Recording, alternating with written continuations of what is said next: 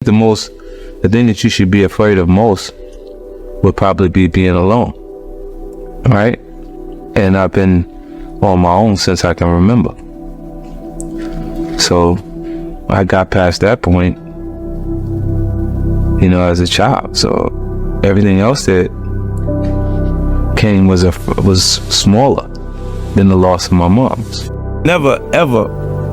I never ran from anything because I didn't have nobody to go to. I've always had that, where I'm going. Home to get me? Ain't nobody there. Right. You know what I'm saying? I've always been in a situation where I'm forced to deal with it myself, so. Look at this. The rougher side of their experience, we think we got it hard. Here it's not hard here. You don't see how people fight to come across the border? They want to be here, bro. You see what I'm saying? If you go and look, when you get into those other territories, when their lower level, their poverty is more extreme than ours. You see what I'm saying? And we got some people that have just decided not to try. They're more comfortable in a tent with nothing on their schedule every day. Some of them make the decision to just get the tent and feel no pressure to make it or no pressure to do anything. You know what I mean? And that's just, I can't comprehend the thinking. My thought process is so different from them that I can't relate to it, but it's real. The best advice was Robert. I'm not sure if you're familiar with Robert Greene. He wrote the 48 Laws of Power. He wrote 33 Strategies of War and the Art of Seduction. He said everyone is not actually going to be prepared to take the time to actually utilize the information that's given to them. If you pay attention and you actually keep whatever information is coming in front of you, that you choose what's valuable. But the things that you do hear that are valuable, if you make it your business to keep it, even if you have to write it down, so you have to say it to yourself or whatever, and you just keep, the person says something and you go, what did you just say? Hold on a second, put it in my phone and hold on to it until it becomes a part of you in the way you actually would express yourself at different points. And then you develop a more advanced presentation, and I got that from Robert. When you work for others, you are at their mercy. They own your work. They own you. Your creative spirit is squashed. What keeps you in such positions is a fear of having to sink or swim on your own. Instead, you should have a greater fear of what will happen to you if you remain dependent on others for power. Your goal in every maneuver in life must be ownership. Work in the corner for yourself. When it's yours to lose. You're more motivated, more creative, more alive. The ultimate power in life is to be completely self-reliant, completely yourself. I was signed to Jam Master Jay at JMJ Records. I was there for 2 years, and I didn't really see myself going any further from in that situation. So I pursued the Trackmasters, Columbia, and I got involved through Corey Rooney. He's from around my way. He introduced me to him. He made that happen, and now I signed with the Trackmasters. I went up to Bearsville, Woodstock, New York, and I was there for 18 days. I recorded 36 songs. They look at you and say, damn, boy, you're young. Why your clothes look so old? I'm like, oh, man, why you gotta say that? It's just, they would say stuff to me and then they look out for me, but in a different way.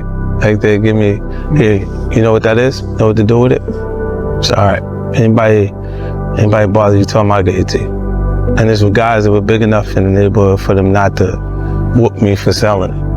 So it kind of got me started early. I was hustling since I was 12. Once you accept that fundamental truth and accept that you control your journey, so many doors that seem closed are going to open up in front of you. Growing up, reading was often seen as an assignment that must be endured instead of a tool that can help improve your life.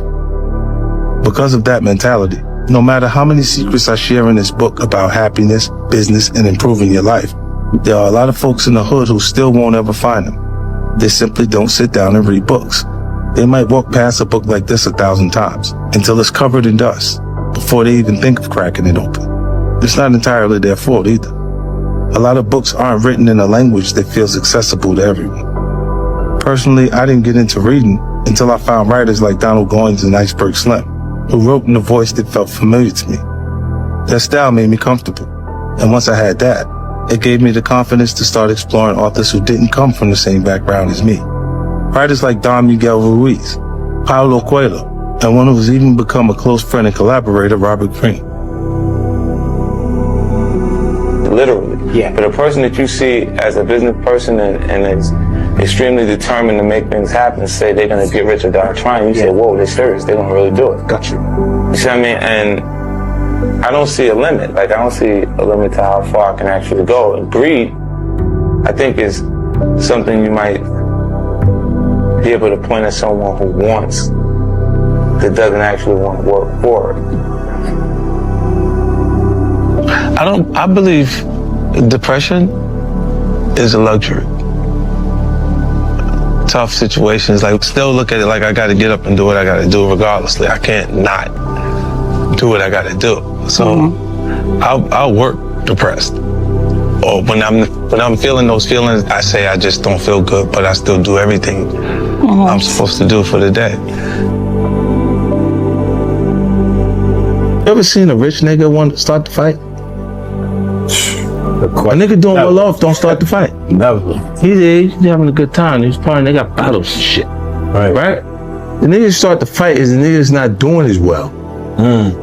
So when he's not, if it's only just three niggas, here's the picture. You got rich niggas, you got tough niggas, and niggas that easily become collateral damage. As I grew older, the one thing that becomes clearer to me each and every day is that I don't owe anyone a thing, and neither do you. I've seen a lot of people pollute their potential after sipping from the well of entitlement. This is certainly true of many of the people I've been associated with over the years, even my own son. What they need to understand is that you should never feel like the world owes you anything. It doesn't. You must accept that it's all on you.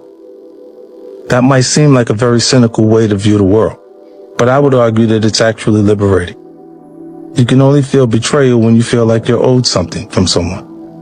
You can only feel resentment when you had expectations for assistance. When you accept that it's all on you, only then can you finally be free to focus 100% on being the best version of yourself.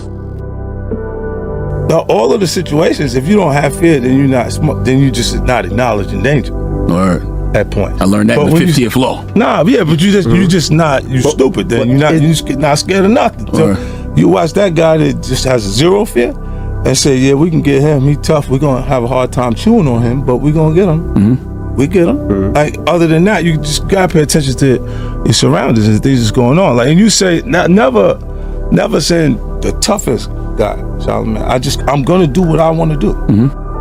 And then if I die in the process, I was doing what I wanted to do. Even the themes. Look, it's power to dollar. Yep. I get hit, I come back. Get rich or die trying. Yeah. Right? And the process, because that's already what I'm feeling like I'm going to do. I'm in the process. It's the greatest thing is to watch me, because either I'm going to get rich or I'm going to die in the process. And this is what I'm going to call a record. So was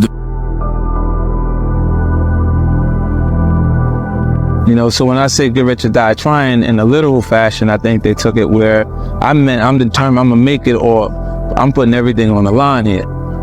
And they understood that at the same time, and it was entertaining to them because it allowed me to bring them on a safari through that concrete jungle and get them close enough to the animals without them being in danger.